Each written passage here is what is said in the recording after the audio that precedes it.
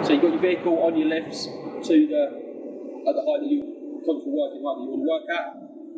Take the axle stand to the vehicle. Don't lower the vehicle down to the axle stand. Raise it, hold it in position.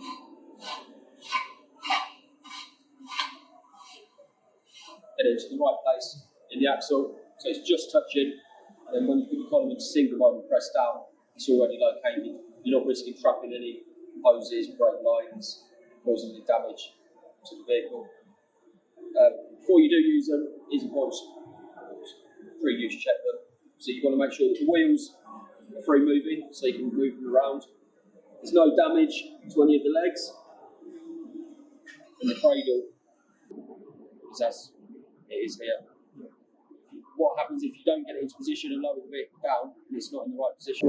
You could end up with the axle just resting on this and it will distort it and bend it.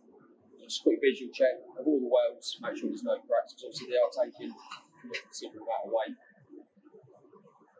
If you do come across any that are a bit stiff to turn, just put a maintenance spray, WD-40 on there, allow it to spin